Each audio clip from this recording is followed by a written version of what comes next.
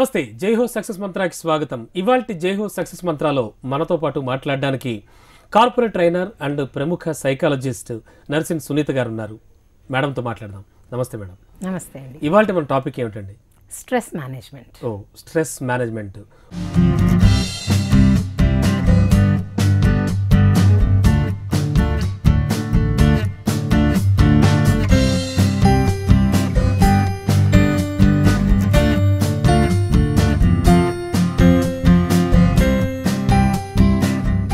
Madam, ఇవాళ రేపు ఎక్కడ చూసినా కూడా సొసైటీలో ప్రతి చోట అంటే చిన్న కాన్వెంట్కి అంటే చిన్న స్కూల్కి వెళుతున్న పిల్లాడి దగ్గర నుంచి మొదలు పెడితే చాలా వ్యక్తుల వరకు చాలామంది వరకు కూడా మనం ఈ స్ట్రెస్ అనేది చూస్తూ ఉన్నాం. ఒత్తిడి అనేది పడుతూ ఉంది. చదువుల విషయంలో కావచ్చు, ఉద్యోగాల విషయంలో కావచ్చు, ఇలా ఎక్కడైనా సరే అసలు ఈ స్ట్రెస్ మేనేజ్మెంట్ని ఎలా మేనేజ్ చేయాలి? అసలు ఎలా ఇది? ఒత్తిడి అనేది అందరూ వినగానే నెగిటివ్ సెన్స్లో అనుకుంటూ ఉంటారండి. స్ట్రెస్ అనేది రెండు రకాలుగా ఉంటుంది. యూస్ట్రెస్, డిస్ట్రెస్ అంటారు. ఏదైతే మనకు ప్రగతి వైపుకి తీసుకెళ్తుందో, డెవలప్మెంట్కి, గ్రోత్కి కారణమవుతుందో అది యూస్ట్రెస్ అంటాం. ఏదైతే నెగిటివ్ వైపుకి తీసుకెళ్తుందో దాన్ని డిస్ట్రెస్ అంటాం. యూస్ట్రెస్ అంటే ఇప్పుడు ఎగ్జామ్ ఉంది, దాని గురించి సంవత్సరం అంతా చదువుకుంటూ చాలా ఉత్తీర్ణాలు అవ్వాలి లేదా ఫస్ట్ రావాలి అని ప్రతి స్టూడెంట్ కూడా, గర్ల్ ఆర్ బాయ్, కాలేజ్లో కానీ అనుకుంటూ వెళ్తారు. ఆఫీస్ పని ఏదైనా చేస్తే బెస్ట్ ఎంప్లాయీగా అవ్వాలి, లేదా నేను ఏదైనా బిజినెస్ చేస్తున్నాను అందులో సక్సెస్ సాధించాలి, అలా ఫోకస్డ్గా ఉండి డిటర్మైండ్గా దానికోసం శ్రమిస్తూ ఉంటారు. చూసారా, అది యూస్ట్రెస్ అవుతుంది. ఎందుకంటే అది డెవలప్మెంట్కి, కెరియర్ ఓరియంటెడ్గా బిజినెస్ డెవలప్మెంట్కి కానీ సెల్ఫ్ డెవలప్మెంట్కి యూజ్ చేయదు. కొన్ని ఎలా ఉంటాయంటే అవసరానికి మించి లేనిపోని ఆలోచనలు, లేనిపోని విషయాలతోని ఎక్కువ స్ట్రెస్ తీసేసుకొని నాకు అవ్వట్లేదు ఇది, నేను అనవసరంగా ఇంత ఎక్కువ హెర్క్యులియన్ టాస్క్లు తీసుకుంటున్నాను అని అనుకున్నప్పుడు అది డిస్ట్రెస్ లాగా పనిచేస్తూ ఉంటుంది మన మీద. దానివల్ల ఏంటంటే నెగిటివ్గా ఉండడం వల్ల హెల్త్ ఇష్యూస్ రావడానికి, నెగిటివ్ వైపులో మనము డిప్రెస్ అయిపోవడానికి, ఫ్రస్ట్రేషన్, చాలా రోగాల కారణం కూడా స్ట్రెస్ అని చెప్తున్నారు డాక్టర్. హెల్త్ ఇష్యూస్, ఎయిల్మెంట్స్ అన్నిటికి కూడా ఈ డిస్ట్రెస్సే కారణం. అంటే స్ట్రెస్ మేనేజ్మెంట్ అనేది ఎలా ఉండాలంటారు ఏ వయసులో వాళ్ళకైనా సరే? స్ట్రెస్ని నిర్వహించుకోవడం, మేనేజ్ చేస్తున్నాం మనం, మొత్తం తీసేయలేము. సో స్ట్రెస్ని మేనేజ్ చేసుకోవాలి అని అంటే ప్రతి ఒక్కరి జీవితంలో స్ట్రెస్ ఉందనేది గమనించుకోవాలి. చిన్న పిల్లల దగ్గర నుంచి కూడా, నేను స్కూల్కి వెళ్ళాలి, కొత్త విషయాలు నేర్చుకోవాలి, నేను స్కూల్లో జాయిన్ చేస్తున్నారు, పుట్టినప్పుడు మళ్ళీ తర్వాత నడక నేర్చుకుంటున్నాను, తినాలి, ప్రతి ఒక్కరికి తెలిసి తెలియక ప్రతి ఒక్కరి జీవితంలో మనం అనుకుంటాం మన పెద్దవాళ్ళకే ఉందని, ప్రతి ఒక్కరిలో ఆ స్ట్రెస్ అనేది, ఒత్తిడి అనేది ఉంది. ఓకే, స్ట్రెస్ మేనేజ్మెంట్కి కావాల్సిన లక్షణాలు ఏమిటంటారు? అంటే మీరు చెప్పినట్టుగా అంటే ఒక చార్ట్ ప్రిపేర్ చేసుకోవడం, లేకపోతే ఒక టు డూ లిస్ట్ లాంటిది ఏమైనా ఉండాలా? ఎట్లా మేనేజ్ చేయాలి? ఈ టైం మేనేజ్మెంట్ గురించి ఏదైతే చెప్పుకున్నామో గత ఎపిసోడ్లో, అలానే అది లేనప్పుడు కూడా ఎక్కువ స్ట్రెస్కి లోన్ అవుతూ ఉంటాం. టైంని సరిగ్గా సెల్ఫ్ మేనేజ్ చేసుకుంటూ వెళ్తే స్ట్రెస్కి లోన్ అవ్వము. దానికి ఎన్నో కారణాలు ఉన్నాయి. దేనివల్ల నాకు స్ట్రెస్కి లోన్ అవుతున్నాను, ఎందుకు నాకు ఇలా అనిపిస్తుంది. కొంతమంది ఒంటరితనం ఉండడం వల్ల స్ట్రెస్ ఫీల్ అవుతూ ఉంటారు, మానసిక ఇబ్బందికి లోనవుతూ ఉంటారు. కొంతమంది ఎక్కువ ఏ పని చూసినా కూడా భయం అనేది, ఫియర్స్ అండ్ ఫోబియాస్ అంటారు, దానివల్ల స్ట్రెస్కి లోన్ అవుతూ ఉంటారు.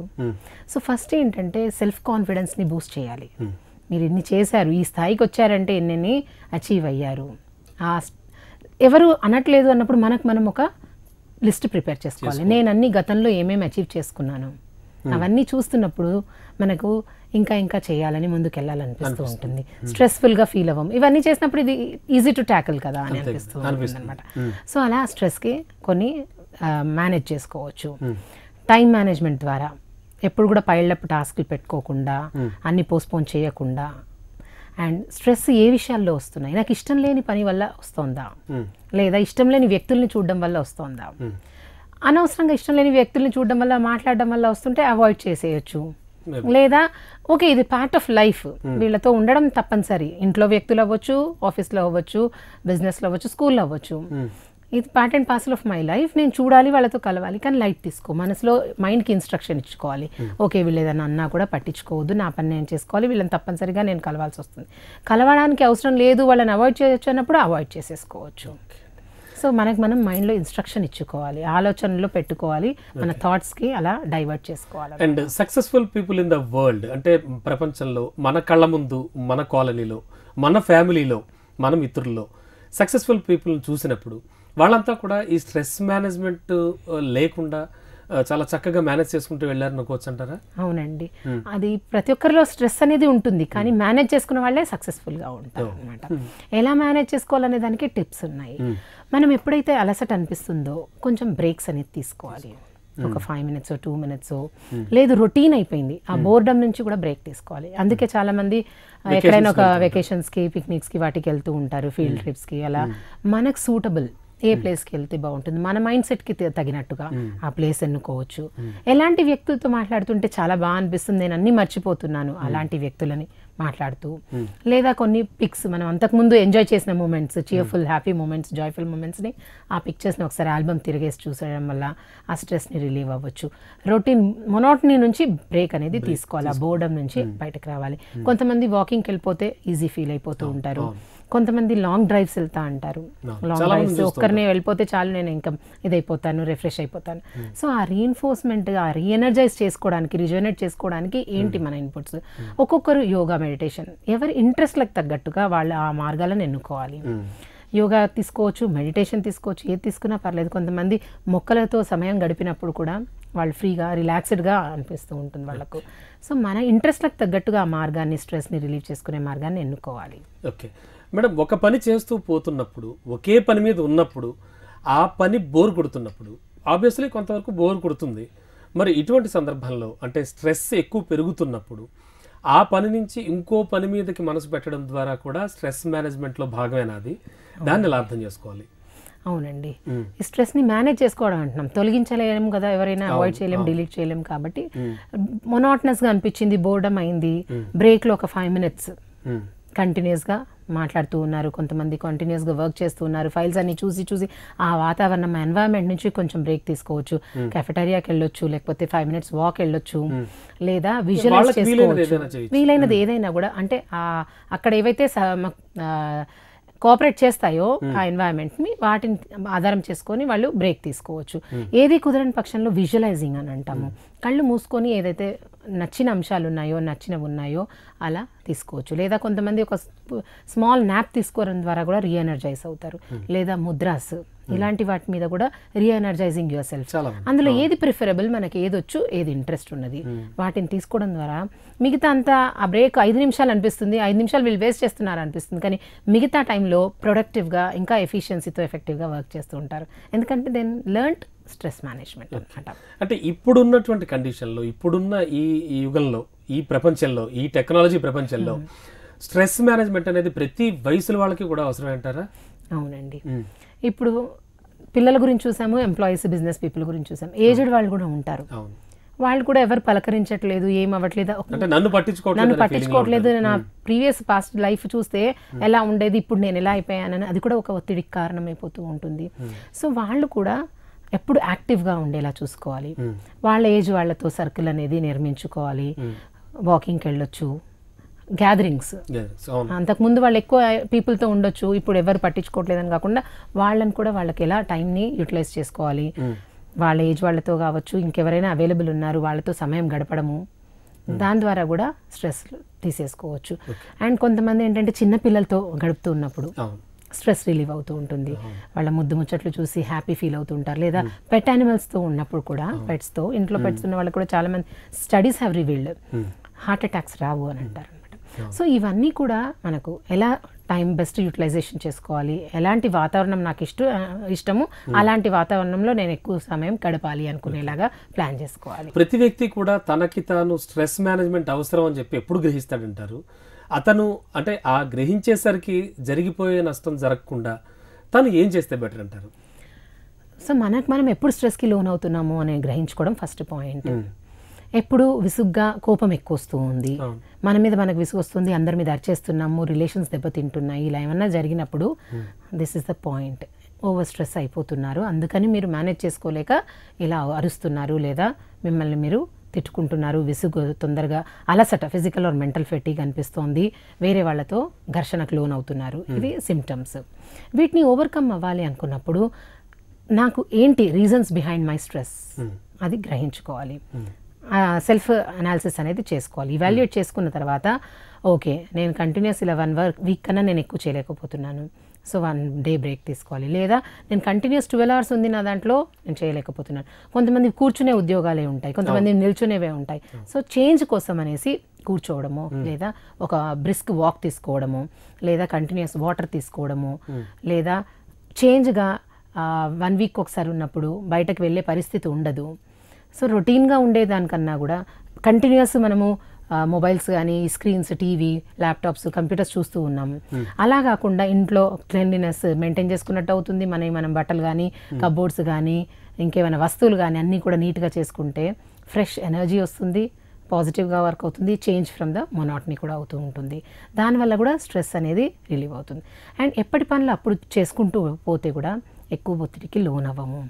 అండ్ ఎవరితో కూడా పరుషంగా మాట్లాడకుండా మనము కోపం వచ్చినప్పుడు నియంత్రణ చేసుకోవాలి. Anger management tips and techniques కూడా అంతకుముందు చెప్పుకున్నాము. అలా అవి కూడా తెలుసుకున్నప్పుడు కోపం వస్తుంది, విసుగొస్తుంది అన్నప్పుడు ఏదైనా మన మైండ్ని వేరే వైపుకి ఫోకస్ చేసేట్టుగా బ్రెయిన్ టీజర్స్ కానీ, ఏదైనా పజిల్స్ కానీ అలాంటివి చూస్తున్నప్పుడు, ట్యాకిల్ చేస్తున్నప్పుడు కూడా ఈజీగా స్ట్రెస్కి మనం రిలీవ్ చేసుకోవచ్చు అనమాట, మేనేజ్ చేసుకోవచ్చు. నవేడేస్ చూస్తే కనుక మహిళ అడుగిడని రంగం అంటూ లేదు. మహిళలు అన్నింట్లో కూడా తమ విజయబావుటాన్ని ఎగరవేస్తున్నారు. మరి ఈ సందర్భంలో అసలు మహిళలు ఎదుర్కొంటున్నటువంటి స్ట్రెస్ ఏ విధంగా ఉంటుందంటారు?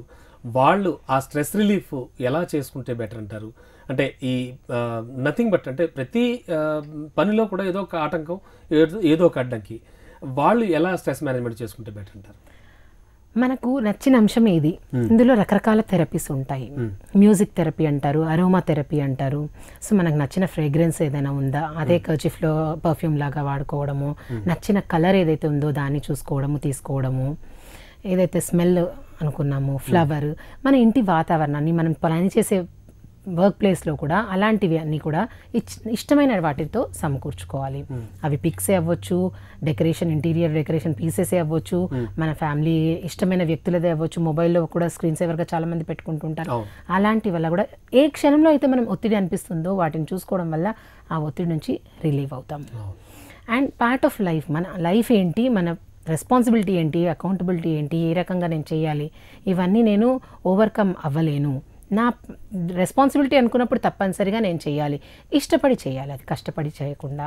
అలా అనుకుంటే ఏదైనా సాధించగలుగుతారు. అండ్ ఏ పని చేసినా కూడా సర్టన్ హర్డల్స్ అనేది వస్తూ ఉంటుంది. అప్పుడు నేను స్ట్రెస్కి లోన్ అవుతే అనుకున్నది సాధించలేను, నేను అచీవ్ అవ్వాలి, నా గోల్ మీద ఫోకస్ అయి ఉన్నాను అన్నప్పుడు ఎలాంటి వాటినైనా నేను యాక్సెప్ట్ చేస్తూ ముందుకు వెళ్ళాలి అనుకుంటే డెఫినెట్గా గ్రో అవుతారు, సక్సెస్ఫుల్గా ఉంటారు. అండ్ మిగతా వాళ్ళు ఎవరైతే సక్సెస్ సాధించారో వాళ్ళ ఎగ్జాంపుల్స్ తీసుకున్నప్పుడు కూడా వాళ్ళ నుంచి మనం ఇన్స్పైరింగ్గా అనిపిస్తుంది, మోటివేట్ అవుతాం. అండ్ స్ట్రెస్ మేనేజ్మెంట్ చేసుకోకపోవడం వల్ల వచ్చేటువంటి ప్రాబ్లమ్స్ ఎలా ఫేస్ చేయాలంటారు? ఎటువంటి ప్రాబ్లమ్స్ ఫేస్ చేస్తారు జనాలు జనరల్గా? మెయిన్గా వచ్చేది హెల్త్ ఇష్యూస్ వస్తాయండి. అలాంటి హెల్త్ ఇష్యూస్ రాకుండా ఉండాలంటే స్ట్రెస్ నుంచి రిలీవ్ అవ్వాలి. ఎక్కువ తరచూ స్ట్రెస్కి లోన్ అయ్యేవాళ్ళు, ఫిజికల్గా ఫెటీగ్ అయిపోయి అలసిపోతూ ఉండే వాళ్ళకి ఏంటంటే హెల్త్ ఇష్యూస్ అన్నీ కూడా బాడీ పెయిన్స్లోకి వాటిలోకి లీడ్ చేస్తూ ఉంటాయి. మెంటల్గా ఫిజికల్గా బాగా ఇబ్బంది పడాల్సి వస్తుంది. అవునండి. అండ్ మెంటల్గా ఎక్కువ ఆలోచిస్తూ చేసే వాళ్ళకి కూడా ఈ హెల్త్ ఇష్యూస్ వస్తూ ఉంటాయి. బీపీ రేజ్ అవుతూ ఉంటుంది, చిన్న ఏజ్లో హార్ట్ అటాక్స్ రావడము, ఇలాంటివన్నీ ఈ రోజుల్లో చాలా కార్పొరేట్ హాస్పిటల్స్ చూస్తే అన్ని కామన్ ఇష్యూస్, కేసెస్ అవే ఉంటున్నాయి. సో మనను మనం కాపాడుకునేందుకు మనకు కావాల్సిన మార్గాన్ని ఎన్నుకుంటే ఈ స్ట్రెస్ని మేనేజ్ చేసుకోగలుగుతాం. మేడం, ముఖ్యంగా చూస్తే కనుక ఇప్పుడున్న పరిస్థితుల్లో కార్పొరేట్ కాలేజెస్ కానీ, చదువులు కానీ అంతా డిఫరెంట్ అయిపోయాయి. పిల్లలకి ఎస్పెషల్లీ స్ట్రెస్ మేనేజ్మెంట్ విషయంలో ఎలాంటి సలహాలు ఇస్తారు? స్ట్రెస్ బస్టర్స్ అంటామండి. సో వాళ్ళకు కూడా టైం అనేది స్కెడ్యూల్ ఫిక్స్ చేసేయాలి. ఈ టైం నుంచి ఈ టైం వరకే నువ్వు చదువుకోవాలి. 24 గంటల్లో ప్రతి నిమిషం కూడా మనము చాలా విలువైనది అని చదువు అని అంటుంటాం. అలా కాకుండా కరికులర్, ఎక్స్ట్రా కరికులర్ యాక్టివిటీస్లో వాళ్ళని ఇండల్జ్ చేయాలి. స్పోర్ట్స్లో కానీ, గేమ్స్లో కానీ వాళ్ళకి ఇష్టమైతే ఏదైతే ఉందో అది తెలుసుకొని వాళ్ళ టేస్ట్ అండ్ ప్రిఫరెన్సెస్, లైక్స్ని బట్టి వాళ్ళని అందులో పెట్టాలి. అలా ఫిజికల్గా చేస్తున్నప్పుడు వాళ్ళ కాన్సన్ట్రేషన్ పెరుగుతుంది. అలా అని చెప్పేసి స్ట్రెస్కి లోన్ అవ్వరు. 2 రకాలుగా యూజ్ అవుతుంది అనమాట. కొంతమంది ఇండోర్ యాక్టివిటీసే ఉంటాయి, చెస్ ఆడడం కానీ, క్యారమ్స్ కానీ, అవి చేసినప్పుడు కూడా ఈ పుస్తకాల ఆ వాతావరణము, పుస్తకాలు అవే కాకుండా వేరే రకాలుగా కూడా ఓవరాల్ డెవలప్మెంట్ అనేది ఉంటుంది. స్ట్రెస్ నుంచి కూడా రిలీవ్ అవుతారు. అండ్ రిలాక్సేషన్ టెక్నిక్స్, చదువుకునే ప్లేస్ కూడా వాళ్ళకు స్ట్రెస్ఫుల్గా అనిపించకూడదు. మొత్తం బుక్స్తో నింపేసి ఇవన్నీ ఉన్నాయి చదువు అని చూసినప్పుడు అమ్మో ఇన్ని బుక్స్ చదవాలా అని ఎక్కువ అనిపిస్తూ ఉంటుంది. అలా కాకుండా మిగతావన్నింటినీ క్లోజ్డ్గా ఉంచి ఏదైతే చదువుకుంటున్నారో ఆ సబ్జెక్ట్ నుంచేసి అది చదువుకో అని చెప్పొచ్చు. ఇంకొక మార్గం ఏంటంటే ఇది కంటిన్యూస్ 1 గంట చదివారు, అప్పుడు బ్రేక్ ఇచ్చి ఇంకో సబ్జెక్ట్ చదవమని, అందులో కూడా మార్పు అనేది తీసుకొస్తే వాళ్ళకి ఈజీగా అనిపిస్తుంది. లేకపోతే ఒకటే సబ్జెక్ట్ని బోర్గా ఉండి అండ్ అస్తమానం చదువు అని అంటే కూడా ఎన్నో గంటలు ఊరికే స్పెండ్ చేస్తే క్వాలిటీ టైం అనేది లోపిస్తే యూజ్ ఉండదు. క్వాంటిటీ మీదనే కాదు క్వాలిటీ టైం మీద కూడా ఫోకస్ చేయాలి. ఎన్ని గంటలు కూర్చున్నారు, మా వాళ్ళు ఇన్ని గంటలు చదువుతారంటే అతను జస్ట్ పాస్ అయి ఉండొచ్చు. సో ఎఫర్ట్స్ కూడా పెట్టాలి, కానీ క్వాలిటీ అనేది ఫోకస్ చేయాలి. క్వాలిటీ ఫోకస్ చేసినప్పుడు రిజల్ట్స్ కూడా బాగుంటాయి. వాళ్ళు కూడా స్ట్రెస్లో నవ్వకుండా హ్యాపీగా రిలాక్స్డ్ వేలో చదువుని ఎంజాయ్ చేస్తూ సక్సెస్ని సాధిస్తారు, నంబర్ 1 పొజిషన్లో ఉంటారు. ఓకే అండి. స్ట్రెస్ మేనేజ్మెంట్ విషయం తీసుకుంటే కనుక టైం మేనేజ్మెంట్, స్ట్రెస్ మేనేజ్మెంట్ ఒకదానికొకటి అనుసంధానించబడి ఉంటాయంటారా? అంటే రెండింటికి ఏమైనా లింక్ ఉందంటారా? తప్పకుండా ఉందండి. టైం సరిగ్గా ప్లాన్ చేసుకోవట్లేదు అన్నప్పుడు, హరీబరీలో హడావిడిలో చేసే పనులు ఉన్నప్పుడు ఆటోమేటిక్గా స్ట్రెస్కి లోన్ అవుతూ ఉంటారు. అదే కారణం అవుతుంది, అది కారణం అవుతుంది. సో మనం సెల్ఫ్ డిసిప్లిన్డ్గా ఉండడము, బెస్ట్ టైం మేనేజర్స్గా ఉండడము, వర్క్ లైఫ్ బ్యాలెన్స్. చాలామంది ఏం చేస్తూ ఉంటారంటే ఎంప్లాయీస్ కానీ బిజినెస్ పీపుల్ కానీ అక్కడ ఆఫీస్లో పని అంతా ఇంటికి తీసుకొస్తారు, ఇంట్లో అన్ని హెడేక్స్ ఆఫీస్కి తీసుకెళ్తారు. ఇక్కడ ఉన్నప్పుడు అక్కడ ఆలోచిస్తారు, అక్కడ ఉన్నప్పుడు ఇక్కడ ఆలోచిస్తూ ఉంటారు. పిల్లలు కూడా క్లాస్లో చేయకుండా పోస్ట్పోన్ చేసి ఇంటికి తీసుకొస్తూ ఉంటారు హోంవర్క్. అలా మళ్ళీ టైంలో ఇక్కడ టీచర్ అడుగుతుందా చదువుదా వాళ్ళ ఎగ్జామ్లను లాస్ట్ మూమెంట్లో చేస్తుంటారు. ఇవన్నీ కూడా మనం సెల్ఫ్ సరిగ్గా మేనేజ్ చేసుకోవట్లేదు, మన టైం బెస్ట్ యూటిలైజ్ చేసుకోవట్లేదు. దీనివల్ల ఇట్ లీడ్స్ టు డిస్ట్రెస్ అన్నమాట. సో మనం సెల్ఫ్ డిసిప్లిన్గా ఉంచుకుంటూ ఒక స్ట్రక్చర్డ్ వేలో మార్నింగ్ ఇది ఉంది ఫిక్స్ చేసుకున్నాను అంటే I should follow that. Deviation పోతూ ఉందనుకోండి ఆటోమేటిక్గా అది at the end of the day ఇన్ని పనులు పెండింగ్ అయిపోయి, ఇన్ని గంటలు మిస్ అయ్యాము, ఇన్ని నిమిషాలు మిస్ అయ్యామని స్ట్రెస్కి లోన్ అవుతూ ఉంటాం. సో ప్రతి వ్యక్తి కూడా సెల్ఫ్ మేనేజ్మెంట్లో ఈ time management, stress management, work life balance ఈ మూడింటిని కూడా ఫోకస్ చేసుకోవాలి. పెద్దవాళ్ళు ఏదైతే చేస్తూ ఉంటారో పిల్లలు కూడా అదే ఫాలో అవుతారు కాబట్టి పెద్దవాళ్ళు వాళ్ళకి రోల్ మోడల్గా ఉండాలి. కొంతమంది ఇంకా ఎక్స్ట్రీమ్స్కి వెళ్ళిపోతూ ఉంటారు, వస్తువులన్నీ విసిరేస్తూ ఉంటారు, ఇలాంటివన్నీ చేస్తూ ఉంటారు. సో వాళ్ళు అవి చూసినప్పుడు పిల్లలు కూడా అలా ఫాలో అవుతారు కాబట్టి అలా చేయకుండా వాళ్ళ స్ట్రెస్ని వాళ్ళు మేనేజ్ చేసుకుంటూ ఇలా నేను చూడు ఇన్ని ఉన్నప్పుడు కూడా నేను ఇలా చేయగలుగుతున్నాను, నువ్వు కూడా చేయగలుగుతావు, ప్రొవైడెడ్ ఈ స్టెప్స్ని ఫాలో అవ్వాలి అని చెప్పడం. అండ్ వాళ్ళు కూడా ఎంజాయ్ చేస్తూ ఆ పనిని చేయడం. నేను ఎంజాయ్ చేస్తూ వెళ్తున్నాను, ఎంజాయ్ చేస్తూ వస్తున్నాను ఆఫీస్కి అన్నప్పుడు కూడా ఉండాలి. అండ్ మదర్ కూడా ఎంజాయ్ చేస్తూ వర్క్ చేస్తున్నాను, నేను ఎటువంటి స్ట్రెస్కి లోన్ అవ్వట్లేదు మీ అందరికీ అన్ని సమకూర్చడంలో. సో పిల్లలు కూడా నా డ్యూటీ, నా రెస్పాన్సిబిలిటీ ఈ ఏజ్లో ఇది, so I should enjoy every moment and do my work. ఎలాంటి స్ట్రెస్కి నేను లోన్ అవ్వద్దు. ఏదైనా ఉంది అన్నప్పుడు గైడెన్స్ తీసుకోవచ్చు, పెద్దవాళ్ళు కూడా గైడెన్స్ తీసుకోవచ్చు. ఇప్పుడున్నటువంటి కండిషన్లో విపరీతంగా పెరుగుతున్నటువంటి సోషల్ మీడియా విపరీతం డెవలప్మెంట్ ఉంది. సోషల్ మీడియాలో ప్రతి ఒక్కళ్ళు ఉంటున్నారు. మరి సోషల్ మీడియా కూడా ఒక స్ట్రెస్ పెరగడానికి ఒక కారణం అనుకోవచ్చు అంటారా? ఆ స్ట్రెస్ని ఎలా అధిగమించవచ్చు? కొంతమంది ఇన్వాల్వ్ అయిపోతారు మోర్. లైక్ ఇప్పుడు సోషల్ నెట్వర్కింగ్ ఒక కారణం అయితే సీరియల్స్, మూవీస్ ఇలాంటివి చూసినప్పుడు యూట్యూబ్ వీడియోస్, అందులో జరిగేది మొత్తం మీడియాలో ఏది చూసినా కూడా అది మనకే జరుగుతుందేమో అని టెన్షన్కి లోన్ అవుతుంటారు. ఏదో నెగిటివ్ సిచ్యువేషన్ అక్కడ జూమ్ చేసి రిపీట్ చేస్తూ చూపించడం వల్ల అయ్యో ఏమవుతుంది ఒక అవసరం లేనటువంటి ఆతృతకి లోన్ అవుతూ ఉన్నారు. ఇది కూడా మన జీవితం కాదు, మన ఇది కాదు. కానీ ప్రతి ఒక్కరు పెద్దవాళ్ళు, తాతలు అలాంటి వాళ్ళైనా, హోమ్ మేకర్స్ అయినా, ఆఫీస్ వెళ్ళి వచ్చిన వాళ్ళని ప్రతి ఒక్కరు కూడా ఇలాంటివి ఫాలో అవ్వడం వల్ల ఇంట్లో ఆ సిచ్యువేషన్ ఊహించుకుంటూ అనవసర వాటికి లోన్ అవుతూ ఉండడం వల్ల కూడా అందరూ స్ట్రెస్కి లోన్ అవుతున్నారు. It's only for entertainment are watching. ఆ విచక్షణ అనేది మనలో ఉండాలి.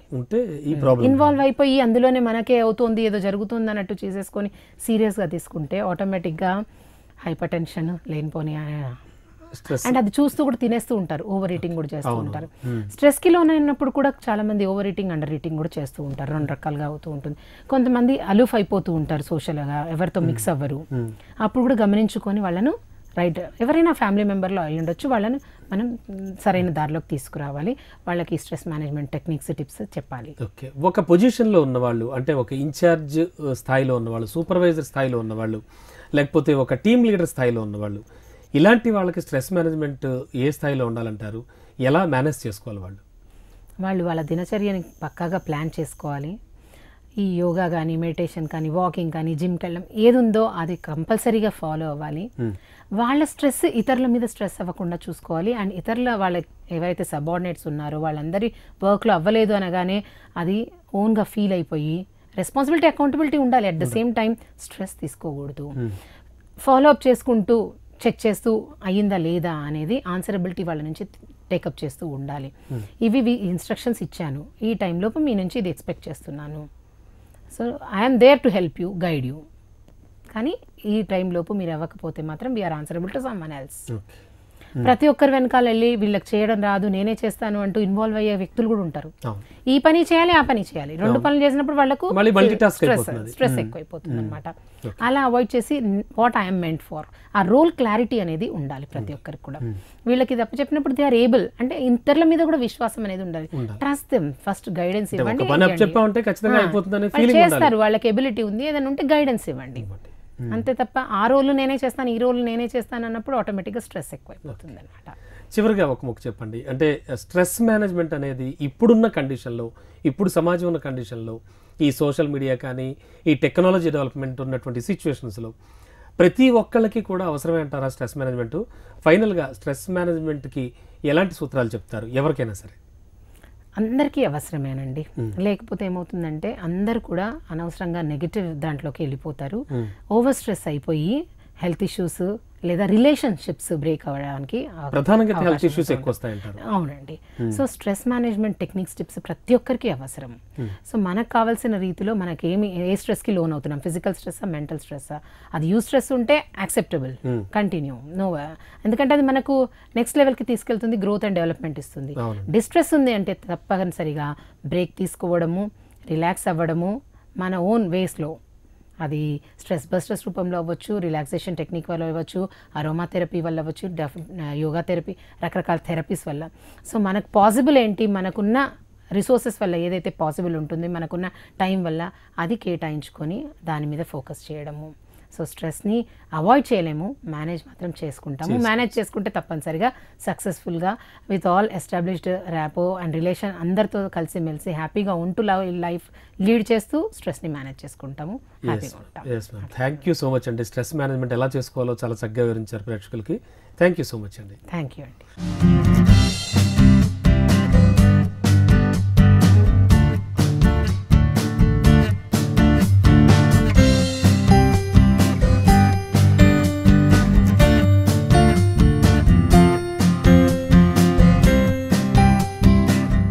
ఇది వాళ్ళ జై హో సక్సెస్ మంత్ర. తిరిగి మరో జై హో సక్సెస్ మంత్రాలో మళ్ళీ కలుద్దాం.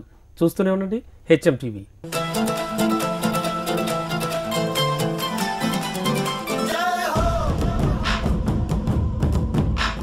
ఉపన్యాస కళలో మీరు నిష్ణాతులు అవ్వాలనుకుంటున్నారా? అయితే మీ కొరకే వక్త. వివరాల కోసం సంప్రదించాల్సిన ఫోన్ నంబర్ 9553586062.